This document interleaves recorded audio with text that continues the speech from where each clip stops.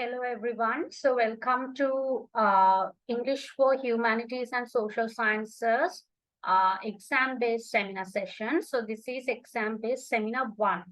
Okay, we are going to have 2 sessions, seminar 1 and seminar 2.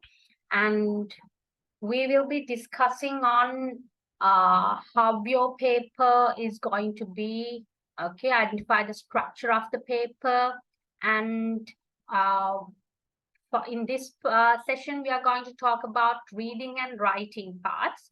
Okay, and in the next session, we will be talking about discussing on the grammar and vocabulary sections.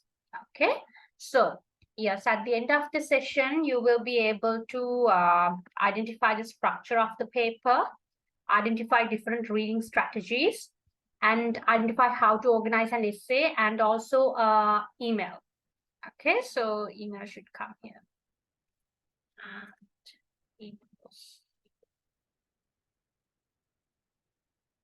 Okay, so moving on. When it comes to the structure of the paper, this is probably what it should look like. So for reading, you will get 30% of the marks. And for grammar, you will get again 30%. And for vocabulary, there will be 15% mark offered. And for writing, 25%. And altogether, it makes up 100% of your of the total score. Okay, so yes. So moving on. So as I told you before, we will be discussing about the reading section and the writing section today in this session. Okay, so reading will be your part 1. Okay, the section 1 of your paper, and it will basically come with 2 sections. So we will be discussing them. So reading strategies, I guess we did. Yes, we did. We did reading strategies for our lessons. Okay, we will be discussing more about them and how you can use them. Okay, so reading strategies, for those who can't remember, I will start from the very beginning. So reading strategies are methods you can use when it comes to reading comprehension. Reading comprehension එකක් කරනකොට use කරන්න පුළුවන් methods, okay, to help you to get the correct answers. Okay, so there are different types of questions, and based on those different types of questions, you can use different types of methods. Okay, so that is it. So there are mainly 4 reading strategies that we are going to discuss today. And first one is main idea. And the second one is specific information. Then we have sequence markers and basic inference questions. Okay, so let's get to know these strategies more and then have a discussion. Then we will be doing some activities from past papers to see how we can apply these. Okay, so yes.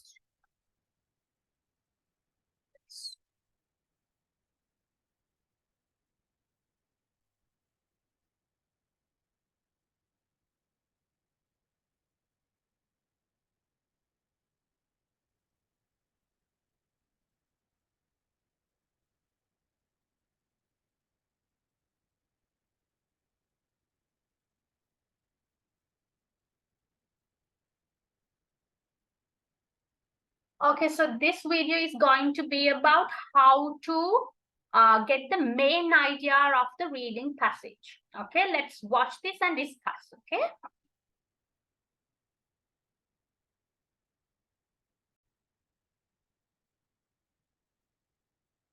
Working out the main idea. Working out the main idea of a text is an important skill because it helps us to better understand what we're reading. When determining the main idea, ask yourself, what is the main point the author wants me to know? Let's look at some strategies that can help us determine the main idea. Use titles and headings. If the text has a title or headings, they normally provide clues as to the main idea. Look at the title of this text. growing animals.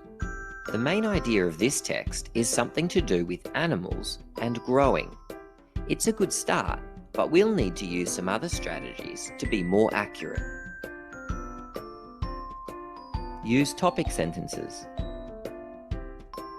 Another strategy for working out the main idea of a passage is to look at the topic sentence. A topic sentence is the first sentence of a paragraph and provides the main idea. This topic sentence tells us the paragraph will probably be about animals that grow in different ways. This confirms our prediction from earlier that the paragraph will have something to do with animals and growing. Use concluding sentences. Concluding sentences can also provide clues as to the main idea. The last sentence of a paragraph is usually a concluding sentence. The last sentence of this paragraph reads, "The different ways animals change as they grow is fascinating." It matches the topic sentence and the title and confirms that the main idea of this paragraph is that animals grow in different ways. Look for repeated ideas. Let's practice this strategy with a new text. This text doesn't have a title or headings, and because it's not an information text, it doesn't have topic or concluding sentences. But if we read this text and think carefully about it, we can start to see that an idea is repeated.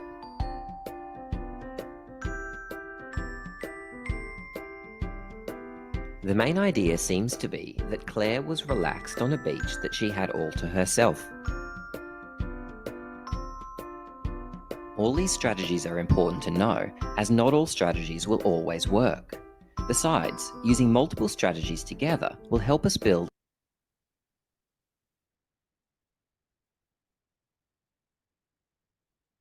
Okay, so when it comes to main idea, we call this strategy. I have mentioned here, no, what, don't need to know this. I'm just telling. Okay, so it's called skimming. අපි skimming කියලා කියනවා මේ strategy එකට. Paragraph එකක හරි comprehension full passage එකක් ගත්තාම ඒක අපි main idea එක මොකක්ද කියලා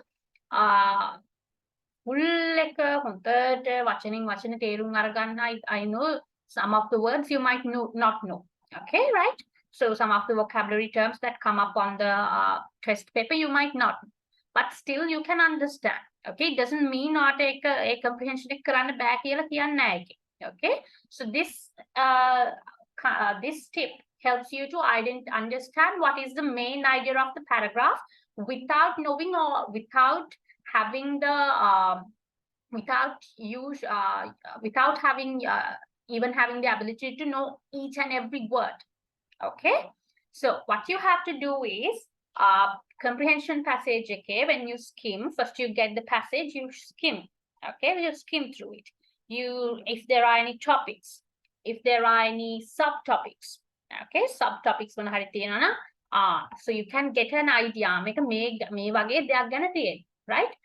And also you can, as the video said, you can go through the first and last sentence of each paragraph.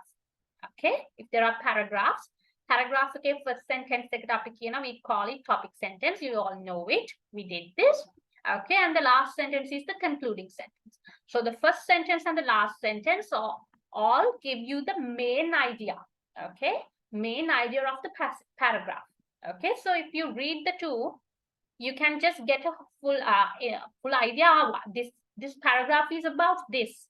Okay, you can even write it there now. This paragraph is about this, so you can underline the first topic sentence and the concluding sentence of each paragraph and get a full idea. This paragraph is about this and next paragraph is about this. You don't have to go through each and every word. Okay, so first we get a passage, a comprehension passage. What we do is we skim through it to get the overall idea of the passage.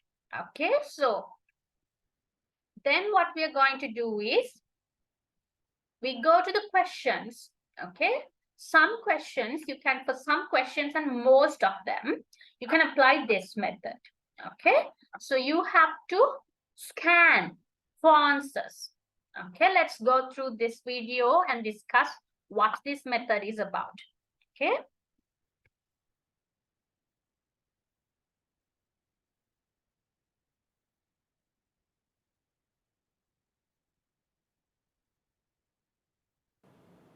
Hi, this is Morag from Academic Skills. In this video, we're going to apply a scanning strategy while reading. First, let's think about why we might use a scanning strategy. Scanning is useful if you need to find specific information quickly.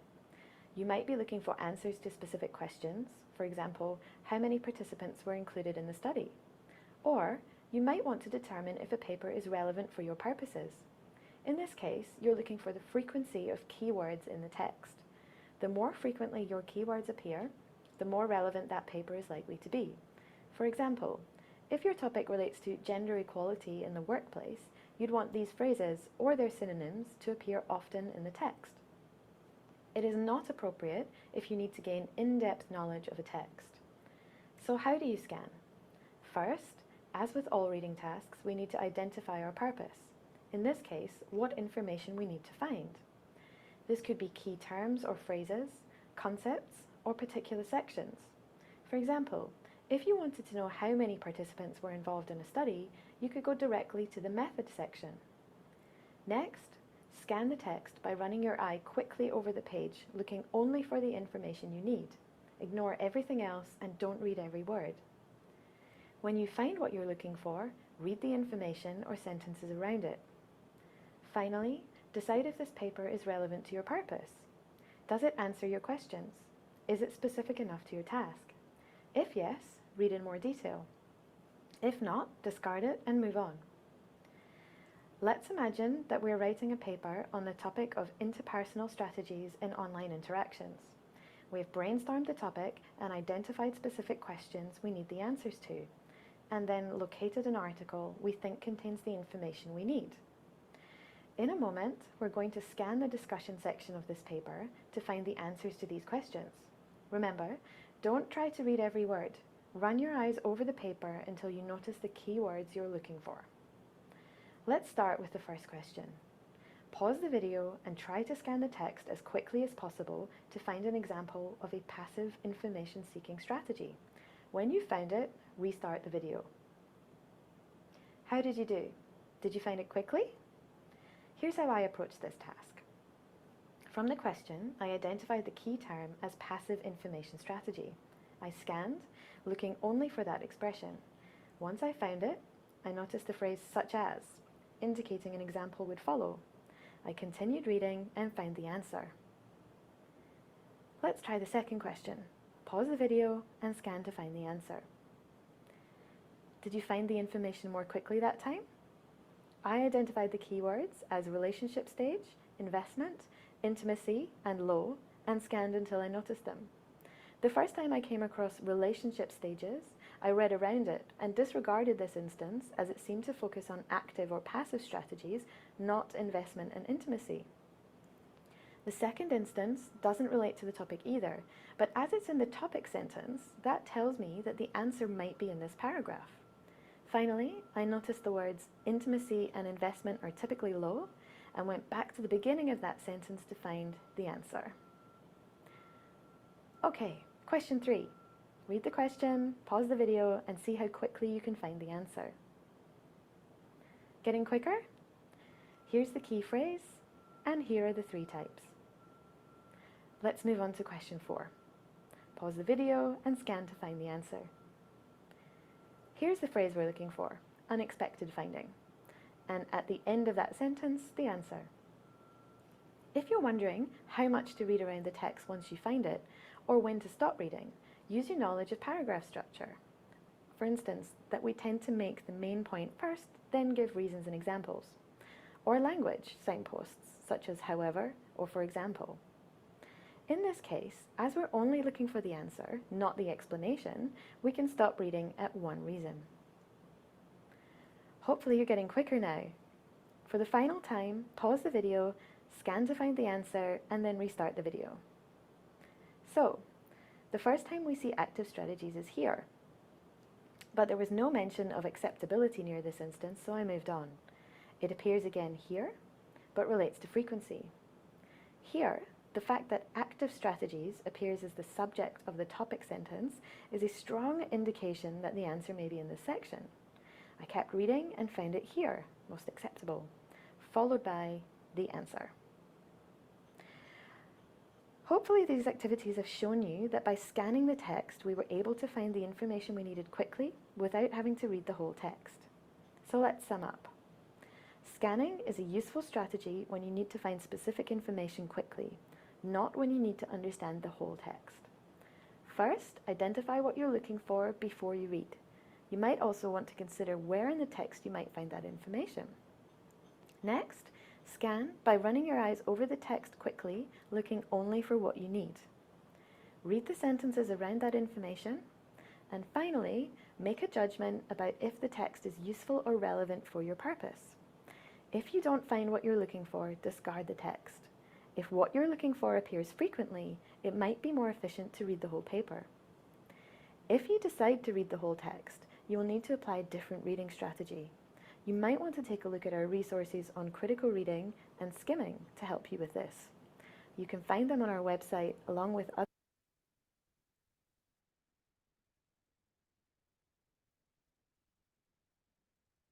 Okay, so this strategy is called scanning.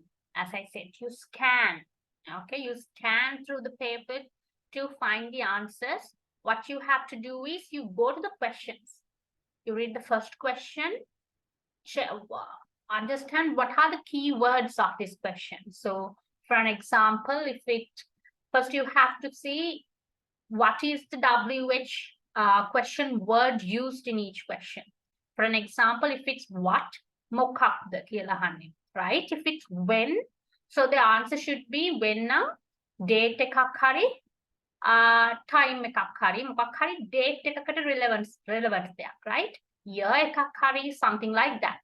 Okay, so if it's where, if it's a where question, it's about a place.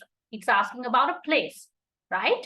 If it's a how question, it's asking the method, how something is done, how. Okay, and who is, it's probably going to be about a person, someone. Okay, so who questions. Yes, so at what time, sometimes it will be at what time, so it's specifically a time. Okay, so first thing, I go to each question, read the first question. This is, what is the WH question used here? It's why. So I have to answer why. Reason එකක් හොයන්න. Right? You have to search for a reason. And then see the rest and see the, what do you mean, the keywords. Okay, so for an example, let's go to question we have. Okay, we'll read this. What makes diamonds yellow? Okay, so it's a what question. Makes diamonds yellow. So it's about diamonds and yellow. It has given you a color. So what you can do is you can go to the text and scan for these words. May words කොහෙද තියෙන්නේ කියලා බලනවා. ඒ word එක තියෙන තැනක් හරි ඒ word එකම නෙමෙයි වෙන්න පුළුවන්. Sometimes it can be a similar word, like මොකක් හරි who likes or something, but in the text it gives the word prefer. Okay, or love or whatever, a similar word. Okay, එහෙම වෙන්නත් පුළුවන්. So you scan through to see where you can you find any of these keywords in anywhere. If so, you mark it and read the whole thing. එතන ඉඳන් යන full sentence එක හරි sentence දෙක හරි full එක කියනවා to see whether the answer is there. Okay, then you have to, sometimes you can't copy paste the same sentence. You have to, if it's a why question, so it's about a reason, you have to write the reason because of this. Okay, so like that. So scanning is that is the second strategy for today. And moving to our third strategy, sequencing. Okay, so some questions will be there asking about what happened first or what happened after this. Okay, so you have to know it's about sequence of events. Okay,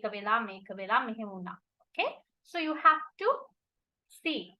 Okay, you have to know how to get an answer for a question like that. So let's go through sequencing and see. Sorry.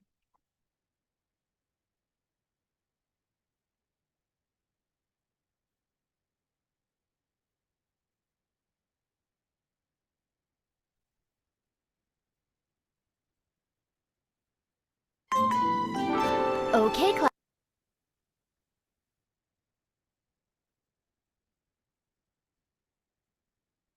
Hi guys! I created a mini lesson on this week's reading comprehension skill, sequence. Let's begin. The learning objective or goal for this lesson is students will be able to identify a sequence of events when reading a story or short passage.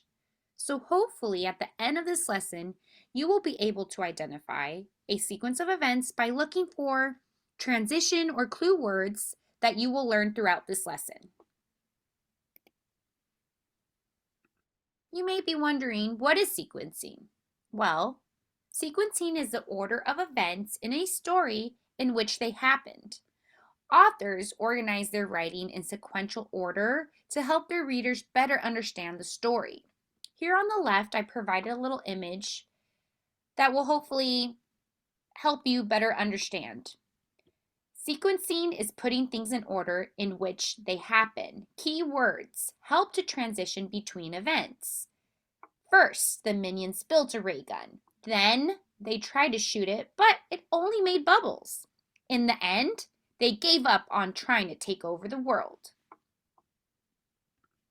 Authors use transition words to help readers know when a new event or scene is taking place.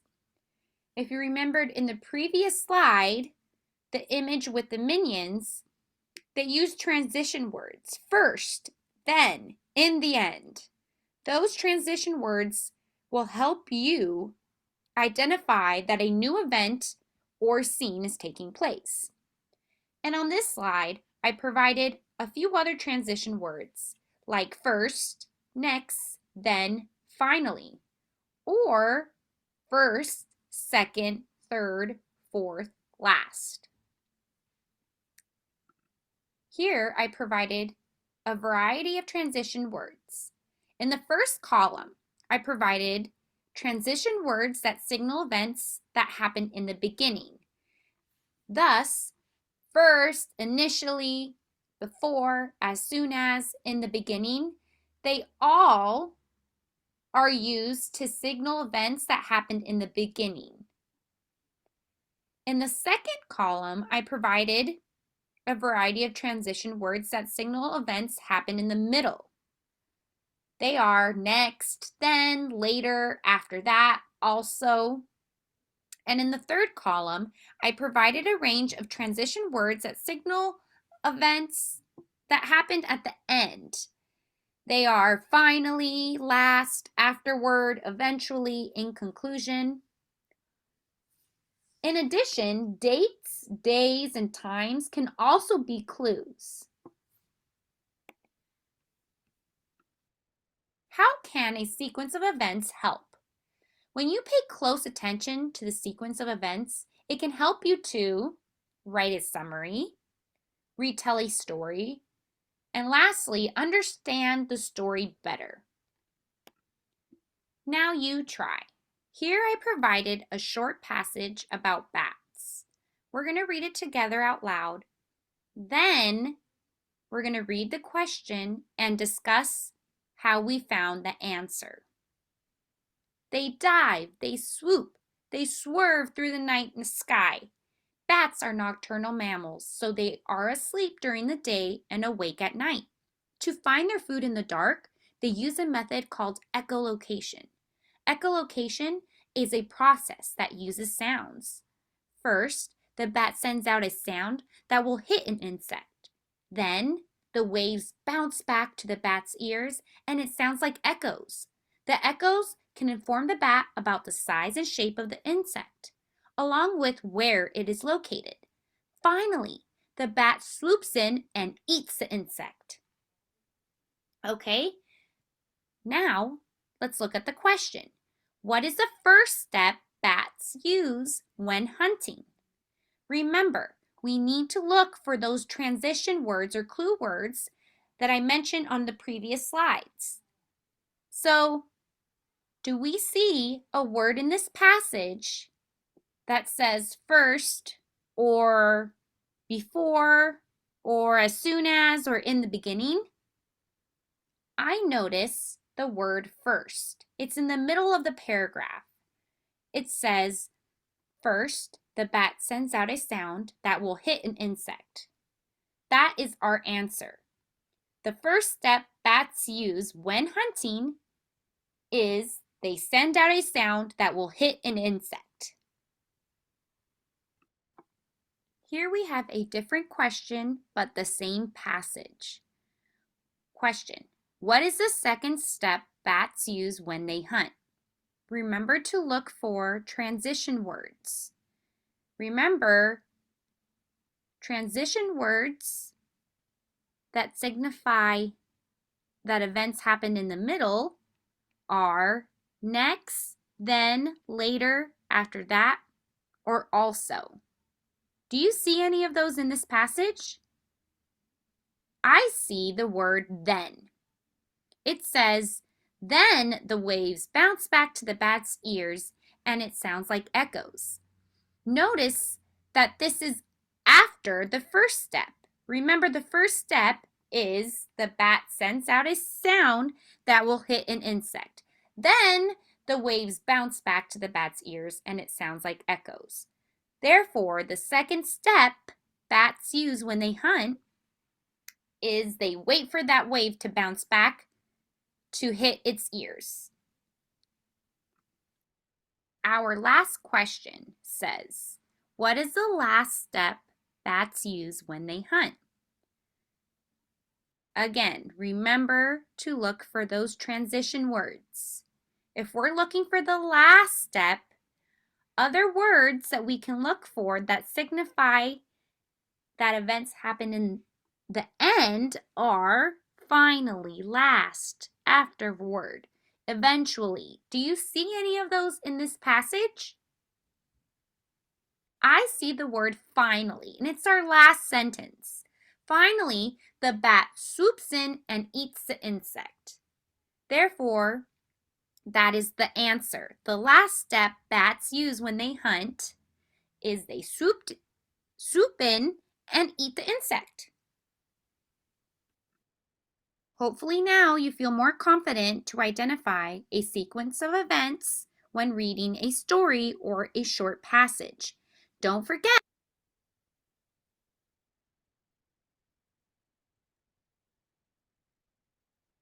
Okay, so sequencing is identify the sequence of events. Okay, so as the video showed, the questions can be about what is the first thing happened, or what is the next thing, what is the second thing, or the last thing. Okay, so you have to know the transitional words, scan for them, and get the answer. Okay, so that is basically it about sequencing. So moving on to the final strategy, we have basic inference. Let's go through the video and have a discussion on this.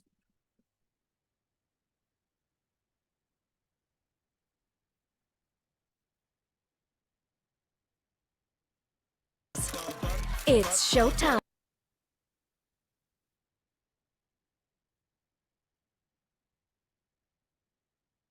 Making inferences. We make inferences every day.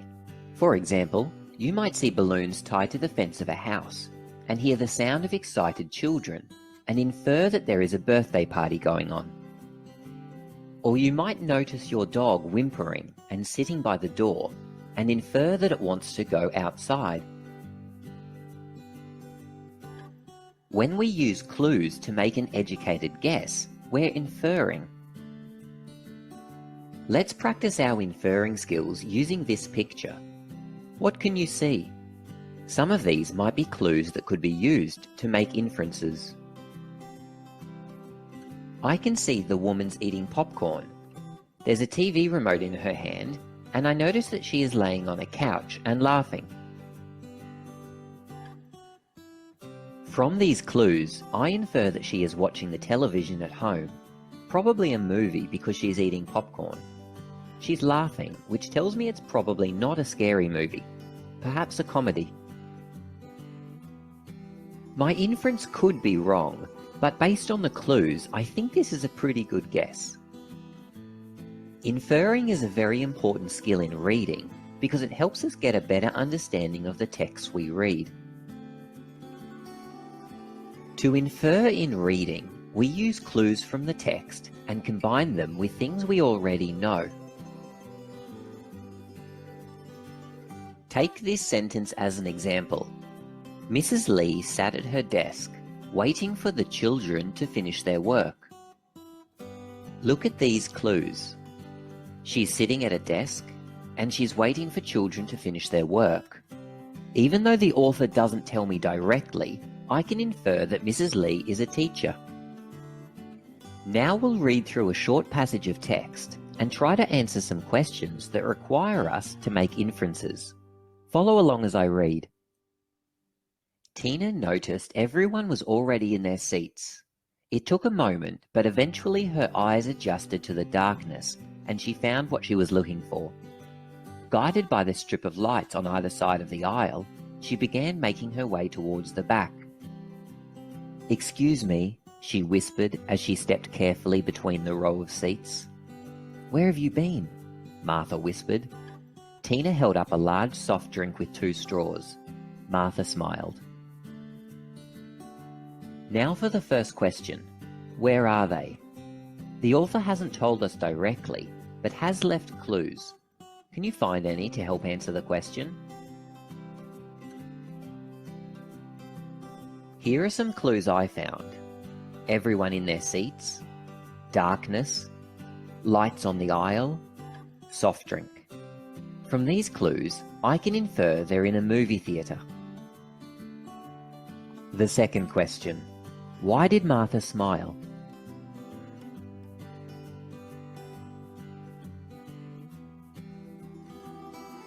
I noticed just before Martha smiled, Tina held up a soft drink. The author made a point of telling us there were 2 straws. I infer that Martha was pleased that Tina had bought a soft drink to share. Let's try a different text. Follow along as I read. Gwen groaned as she leaned forward and grabbed a box of tissues. She had been up most of the night. Sniffling, Gwen placed them on the pillow beside her. Her son had told her he would stop by at 6 in the evening. Gwen looked at the clock and sighed. She thought about getting up and going to watch some TV, but she had watched enough TV over the past 2 days to last her a lifetime. Instead, Gwen gazed out the window to the busy street below. Look at the following clues. What inference can you make? I can infer that Gwen is feeling unwell. How long do you think Gwen has been sick? Is there a clue that helps you answer this? I noticed this clue. It says she has watched a lot of TV over the past 2 days. I infer that she has been sick for a couple of days. Last question. Where does Gwen live?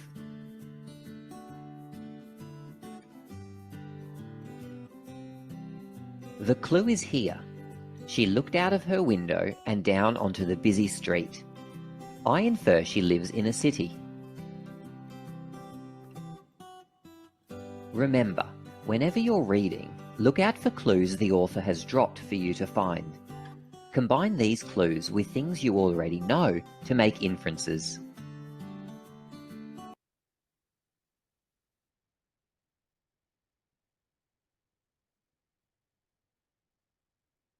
Okay, so inferencing is very important when it comes to reading comprehension activities, right? One thing is there are, okay, not all the questions are there for you to infer. Okay, හිතලා ලියන්න ගොඩක් ඒවා නැහැ. Okay, හිතලා ලියන්න කියන්නේ test එකේ තියෙන දේවල් එක්ක අපි අපේ ideas combine කරනවා මෙහෙම වෙන්න ඇති. මේක නිසා හරි මොකක් හරි we have to infer. එහෙම හැම question එකක්ම නැහැ. But there will be at least 1 or 2 questions for you to infer. Okay, for you to think and answer, read, understand, test, and think more. This and this. Okay, think and write. Okay, so inferencing is that. So what you have to do is, for an inferencing question, so you have to understand. So as I told you, can scan through it to get to the for you to go to the place where the answer, okay, the potential answer might be, but it is not going to be. You can't write it exactly. Okay, you have to do some guessings. Okay, so for inferences, you have to guess a little bit. Okay, so those are the 4 main strategies. Okay, so we have skimming to get the main idea of the text, and we have scanning for you to get the answers, and with scanning you can do the other 2. You can go through the sequencing questions and also inferences. Okay, inferencing. Okay, so these are the 4 main ones. We are going to do an activity or a question from the past from the past paper for the last batch. Okay, so let's read this and then we'll go through the questions. Okay, read the following text and underline the correct answer referring to the text. So first thing is read the question, the main question. Okay, so what you have to do is you have to underline. Okay, so if it's about underlining, don't circle. Okay, so just underline. Okay, so here we go. Because I'm telling you this because this happens in exams. Okay, you don't read the directions given and you just do whatever you want. So yes, don't do that. If it's underlined, you have to underline. If it says write, write it. Okay, so here we go. Diamond is the hardest material on earth, yet gem cutters shape them. If diamonds are so hard, how do they cut them into shape? They use other diamonds, of course. Not all diamonds are the same. Some are harder than others. The hardness of a diamond depends on 2 things, its purity and its structure. Diamonds come in many colors, gray, white, yellow, blue, pink, purple, orange, and black. Red diamonds are the rarest of all. This makes them worth a lot of money. Yet pure diamonds are colorless. They are all carbon. They are transparent like glass. Colors found in diamonds come from impurities. They have another element besides carbon. They have a carbon defect. For example, yellow diamonds have nitrogen in them. Nitrogen is yellow. Blue diamonds have boron trapped in their crystal structure. Boron is blue. The purity or color of a diamond is important for it to be hard. Pure diamonds are harder than impure diamonds, yet purity isn't the only thing that matters. The structure also affects hardness. The carbon atoms in a diamond are arranged in crystal structure. Some crystal structures are perfect. A diamond with a perfect crystal structure is harder than one with flaws. So pure, colorless crystal diamonds are the hardest of all. Good gemstones should be hard. This is what makes diamonds so great for jewelry. Some gems, such as azurite, are soft and easy to scratch. Azurite looks pretty, but it will scratch if worn daily. Diamonds do not scratch easily. Only a diamond can scratch another diamond. That's why you can wear a diamond ring while doing chores if you want. The gem will not need polishing. Just don't go fist bumping other people with fancy engagement rings. It will end badly. Okay, so here are the questions. So for an help, I have given what type of question this is. So this one, specific information. So you have to scan. Okay, so this one is for the main ideas. Okay.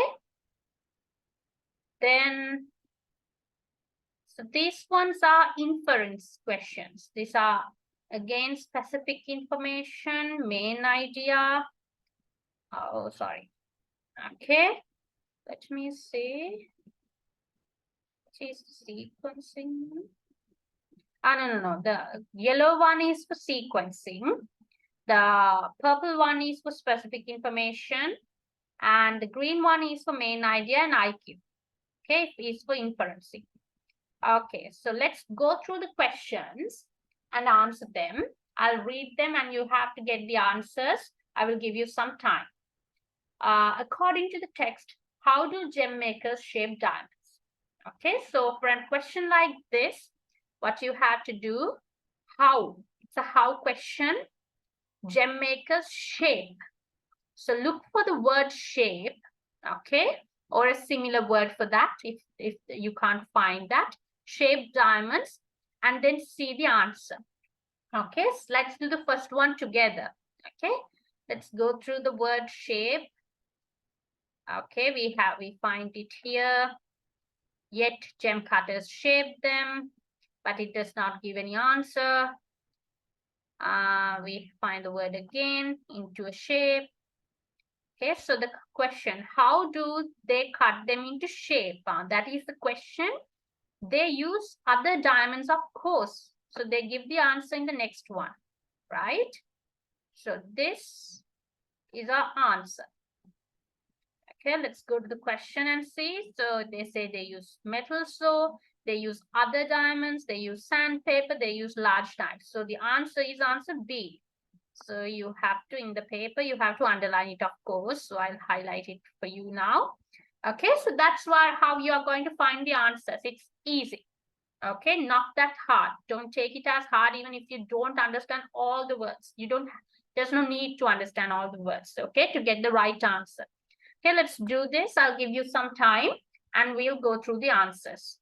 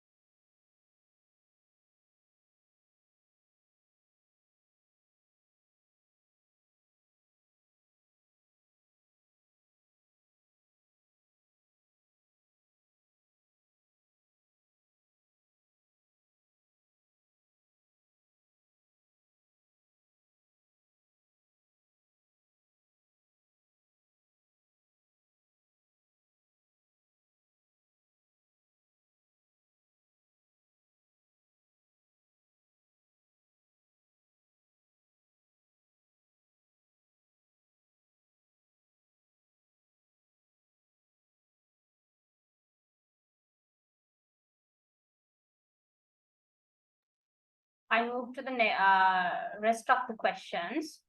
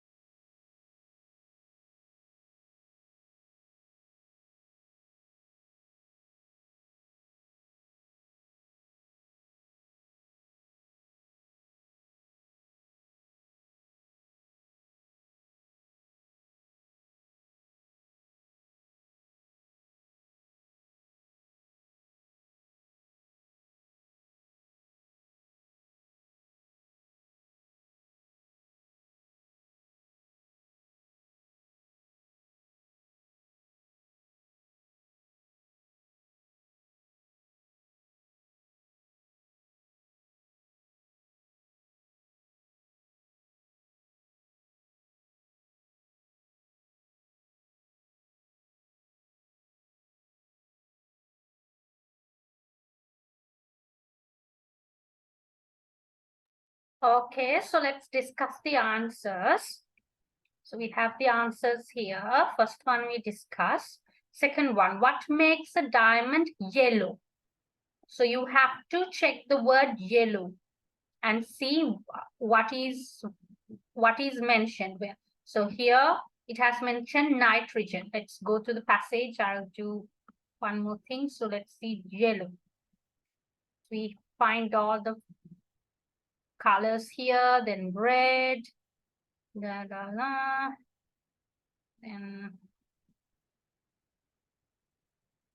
see yellow diamonds have nitrogen in them. Okay, so the answer is nitrogen, of course.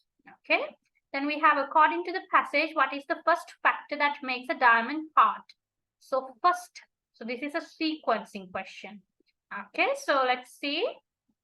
First factor, we'll do another sequencing question and two.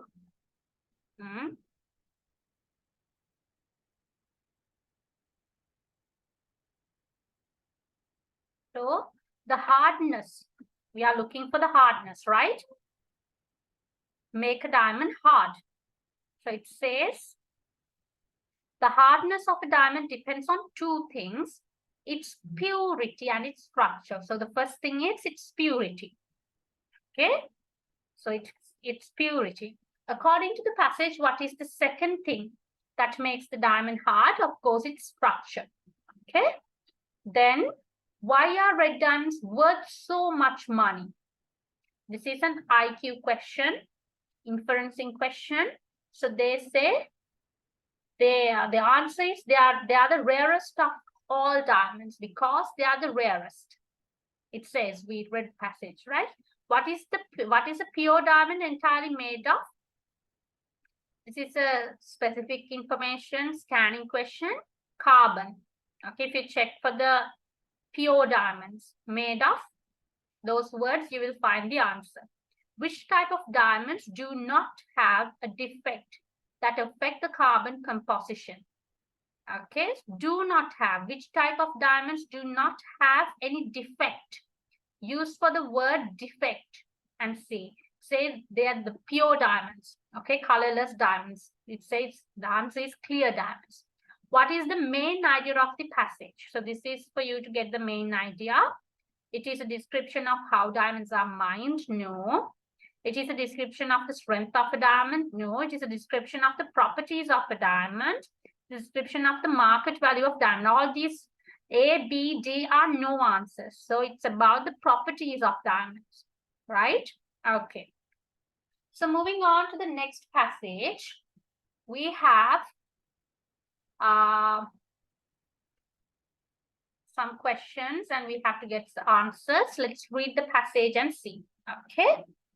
So, from a young age, Desmond Doss showed kindness that he'd play as a soldier. He once walked 6 miles to donate blood. Around the same time,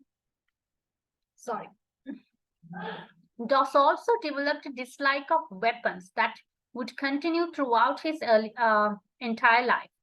At age 18, when World War II broke out, Doss joined the army to serve his country, but he refused to carry a weapon and kill anyone.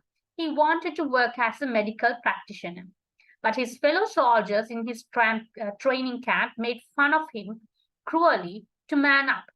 Some of them also threw their shoes and other objects at him while he was praying at night. Nobody wanted to be friends with him. Doss did not give up. He believed that his purpose was to serve both God and his country. Then came the Battle of the Okinawa Maeda Escarpment, or what the Americans called Hacksaw Ridge.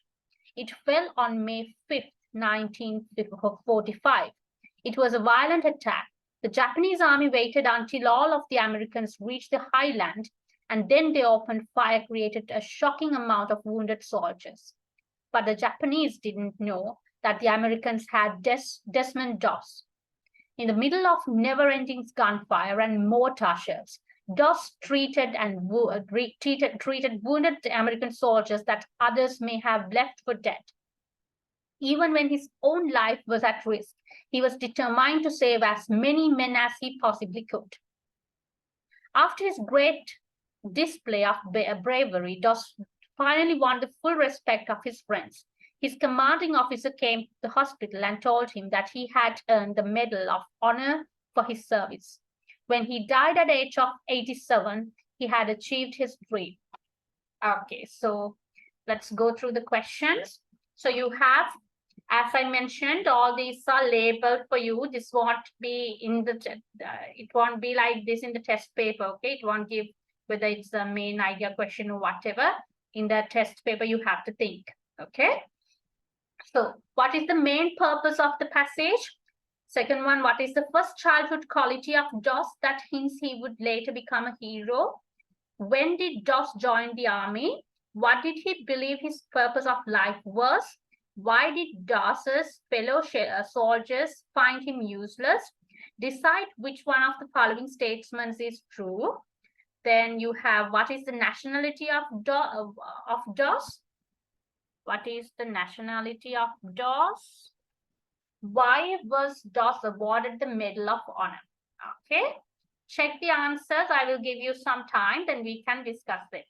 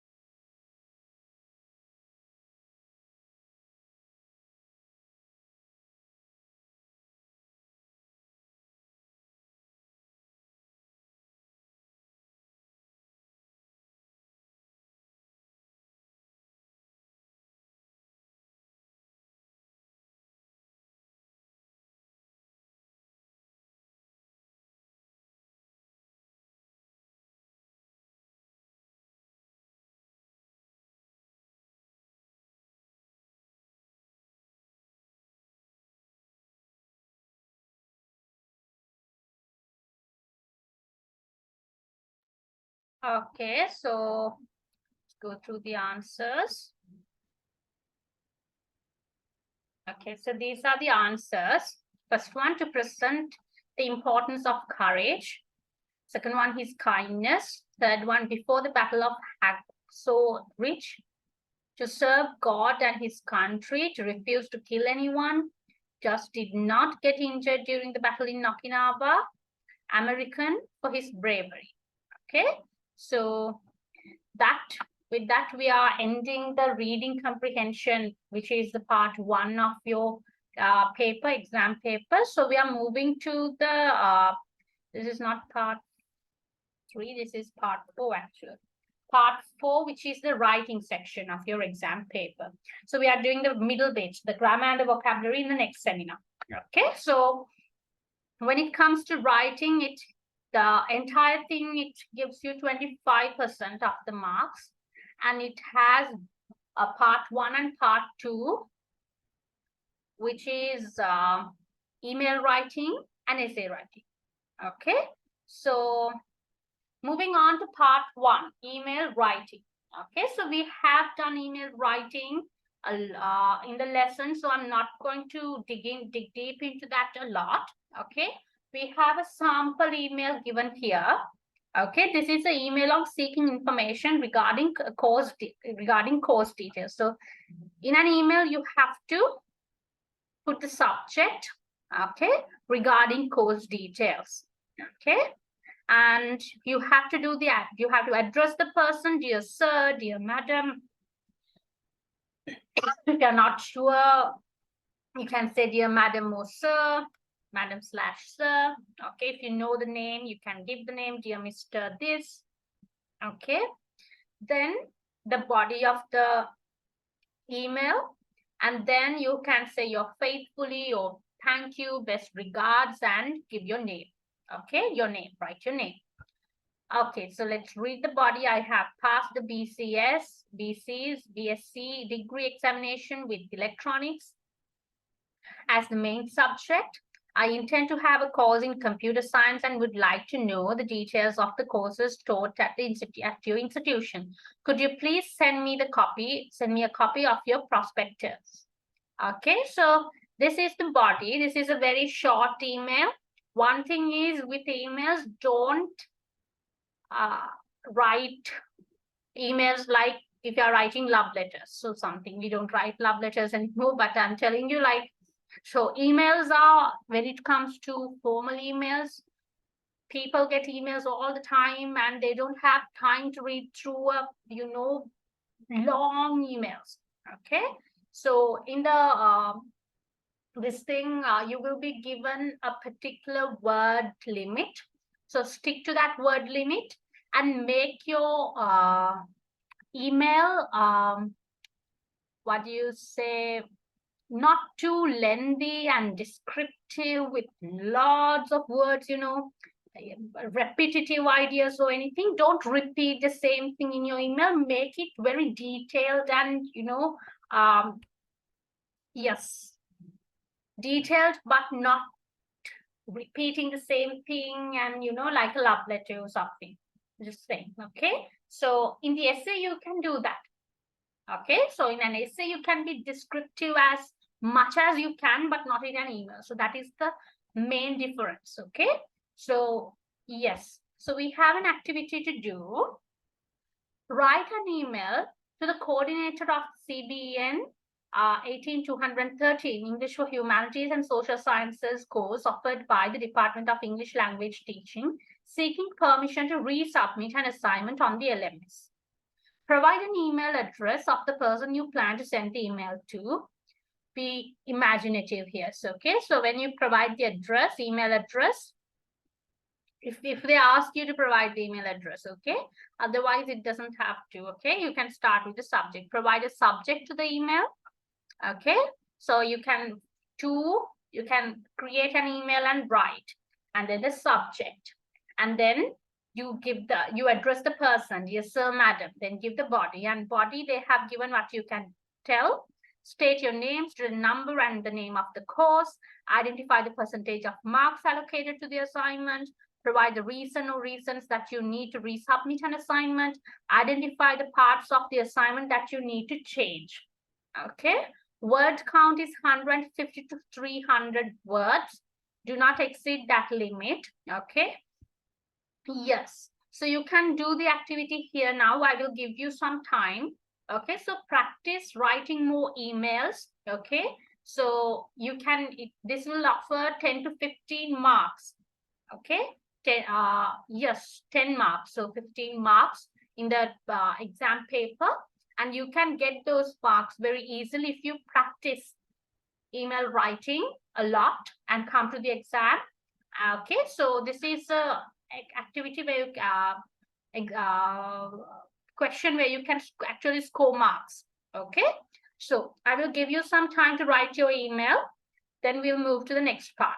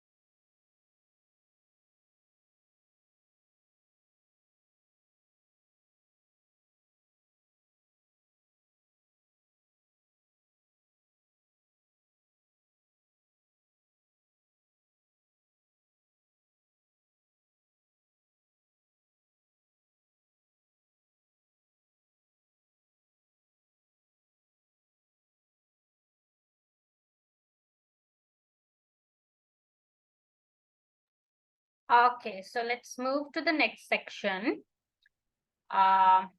which is part 2, essay writing. Okay, so when it comes to essay writing and writing, obviously, the whole section, okay, this email writing and essay writing, one thing I want all of you to remember is to not do the test without doing the writing part. Okay, most of you are generally students might be kind of not used to writing or scared of writing, okay, and skip the part. Okay, that is one of the what do you say, mistakes that generally students do in English exams. Okay, skipping the writing part. So do not skip it, because how we give marks is for the content we give marks, grammar we give separately, and for vocabulary and for the organization of the essay we give marks. Okay, so you can score at least some. Okay, yes, with just by skipping or ignoring or not doing the writing part, it is a huge mistake. So my first advice is, one of the main advices I want to give you who are going to face the exams: never skip the writing part, do it. Okay, and practice the writing, and practice writing essays, and I will give you model questions and stuff, so practice them. Never skip the writing part. Okay, write. Okay, and some of you sometimes students kind of take copy paste from the comprehension and do this foolish stuff. Okay, so comprehension passage එකේ තියෙන එක paste කරනවා, අදාළ නැහැ. So එතකොට we give 0. Okay, so don't do that. ඔයාට තියෙන knowledge එකෙන් මොන හරි ලියන්න. Okay, that's the main advice I want to give you all. Okay, so do not skip this. Okay, so back to the lesson. We have essay writing. When it comes to essay writing, we have 3 sections for an essay. Okay, 3 parts. We have the introduction, the body, and conclusion. So introduction, we write it in 1 paragraph. The body can be 2 or 3 paragraphs. Okay. Then the conclusion. Okay, 1 small paragraph at the end. So when it comes to introduction has to be something like this. Okay, so metaphorically, okay, not literally. So remember this image. Okay, so you start with a broad and general statement. Okay, for an example, if you are writing about importance of leisure time activities, so you start with what are leisure time activities, what is leisure time, or something like that, a broad yes, a broad or general statement. Then your general introductory remarks comes. Okay, so there are different leisure time activities. People do different leisure time activities according to their preferences or whatnot. Okay, so you give the general introductory remarks. Then comes the thesis. So in this essay, what you are going to write? Okay, what are your main focuses? Okay, that is the thesis. Okay, so we'll read this. I have given a sample answer for an introduction. Leisure is enjoyment of free time. We all have a leisure time. It is a vital part of every human being. Different people have different leisure time activities. Some people like to spend their leisure time indoors, doing activities like playing chess, playing carom, reading books, watching films, and watching television. Some people like to spend their leisure time in outdoors, doing activities like playing sport, traveling, bird watching, and camping. This is the thesis statement. You can start the thesis statement like this. In this essay, I'm going to discuss about importance of leisure time activities and how leisure time activities have been benefited us. Okay, so mainly you have to have 2 paragraphs in the body according to this thesis statement. So in 1 paragraph, you are going to write about importance of leisure time activities. and how leisure time activities have benefited you personally. Okay, in the next paragraph. Okay, so that is an introduction. So you start with a broad and general statement and general commentary, then general introductory remarks, and then your thesis statement. This essay will focus on this, or this essay will discuss on this. What? Okay, so yes. Then moving on to the body. Okay, when it comes to body, we have to use paragraph writing, organize the paragraphs. Okay, 2 or 3 paragraphs. There should be at least 2 paragraphs or 3 paragraphs in the body. Okay, so paragraph writing, we'll watch this and get back. I think we did this. Yes, we did this. We have done this. So we'll revise on paragraph writing and get back.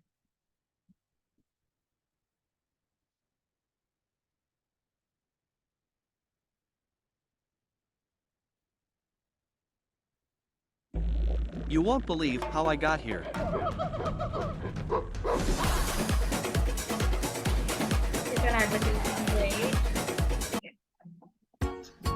Today, we will be learning about paragraph writing using a hamburger and a hamburger organizer. Would you want to eat this burger? This is a bun burger, a topic without supporting details or examples. What about this one? This is a meat burger. It has a clear topic and supporting details, but there are no explanations. What about this one? This is the perfect burger. It introduces a clear topic, provides supporting details, and uses explanations to give depth to each detail. The bun is the topic sentence. This introduces the idea. For example, fall is my favorite season. After the bun, you have to make sure you have details and explanations. These explain the idea. During fall, the weather begins to cool down and the air is crisp. The cool breeze is a nice change after the hot temperatures. The leaves start to change color and even fall off the trees. I love to walk outside through the crunchy leaves.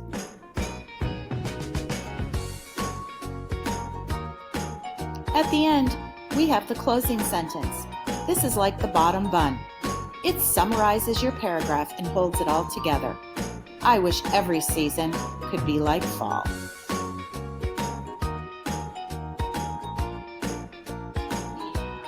What kind of burger is this? Fall is my favorite season. I wish every season could be like fall. This is a bunless burger. It's missing details and explanations. What kind of burger is this? Fall is my favorite season. During fall, the weather begins to cool down. The leaves start to change color and even fall off the trees. I wish every season could be like fall. This is the burger with just the bun and meat, detail. It's missing the delicious extras, explanations. What about this one? During fall, the weather begins to cool down and the air is crisp. The cool breeze is a nice change after the hot temperatures. The leaves start to change color and even fall off the trees. I love to walk outside through the crunchy leaves. This is a burger with no bun. It would fall apart. There are no topic or closing sentences.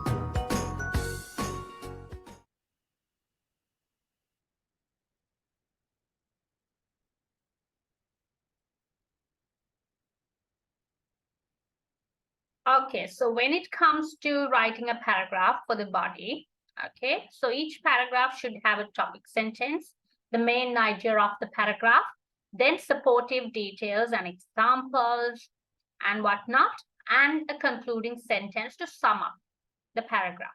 Okay, so a paragraph should look like this. Okay, so I have written the first paragraph. there are lots of benefits of doing leisure time activities. So the main idea of what are the benefits of doing leisure time activities, right? Then leisure time activities like reading books and collecting stamps help us to gain new knowledge. When we watch TV or movies, we can relax and spend our leisure time happily. We can play sports outside. We can be fit and healthy. When we travel to other places, we can get new experiences and enjoy our free time. So leisure time activities are very beneficial for all of us. Okay, so now I want you to write the next paragraph, okay, and practice. I have a number of leisure time activities and they benefit me in many ways. So in this paragraph, you are going to talk about the leisure time activities you do and how they benefit you. Okay, it's about you and your leisure time activities. Okay, so let's write this. I will give you some time. Then we'll move forward.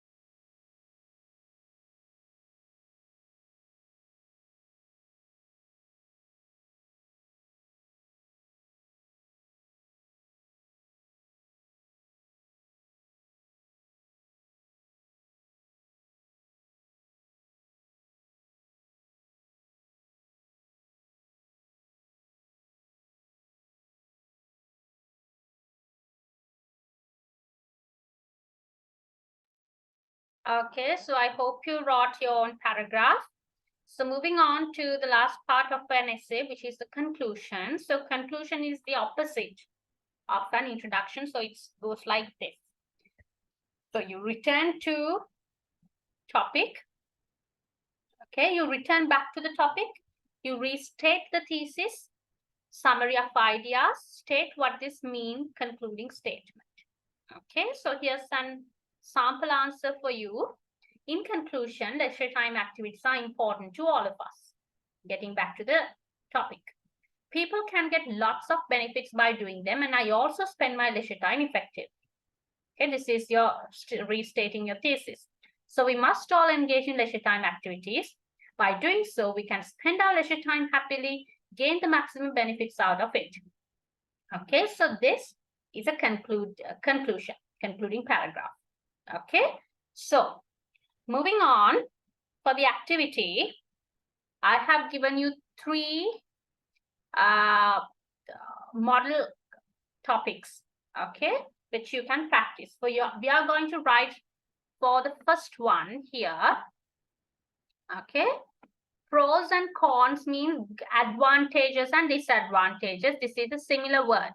Okay, so don't get confused. Pros and cons of online education.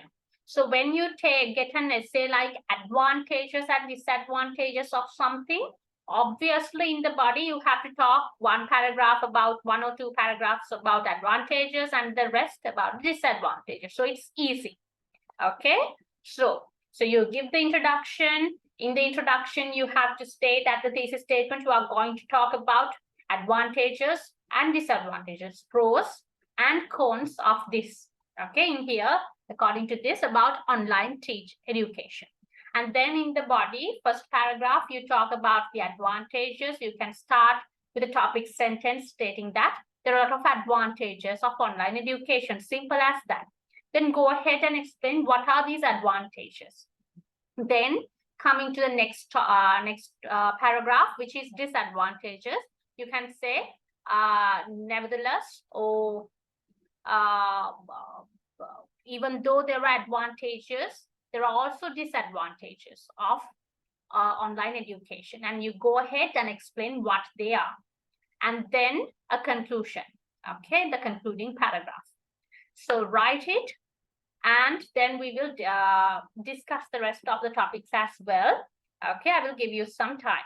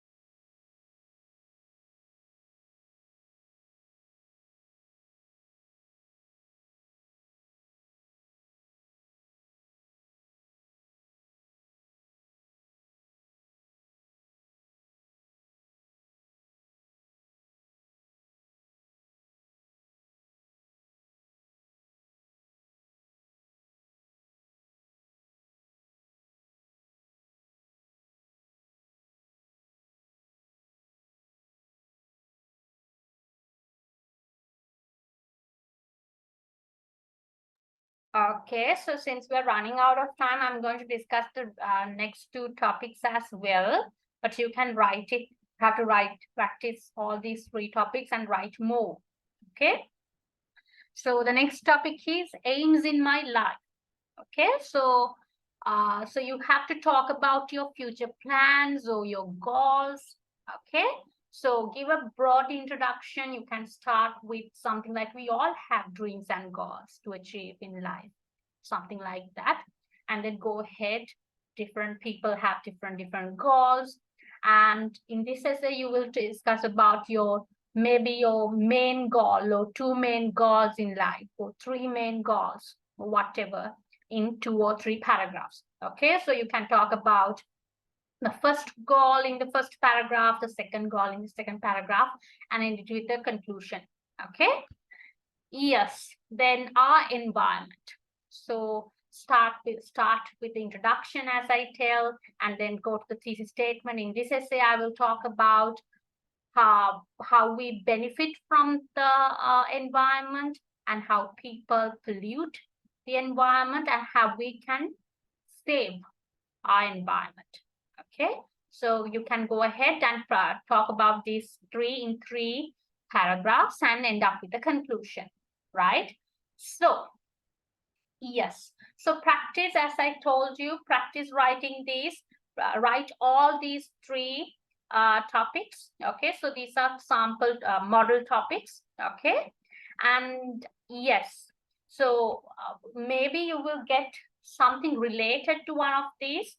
Okay, so search, get all the details. Okay, so yes, so moving on, that is, we have come to the end of our session, seminar 1. So we went through the structure of the exam, and also we discussed about the two comprehension, which is the part 1 of your exam, and writing, which is part 4 of your exam paper. And yes, okay, so for comprehension, we went through the strategies, different reading strategies you can use to do your comprehension better and to get the answers quicker and easier. And we went through the writing, email writing and essay writing separately. And yes, as I advised you, practice, practice, practice, and never skip the writing part. Always do the 2 writing parts, okay? The email writing and the essay writing, and you will be able to score marks, okay? Yes, so with that, I'm going to end the session. See you on the next seminar, which is seminar 2. We will be discussing about the grammar and vocabulary sections. Okay, see you, bye.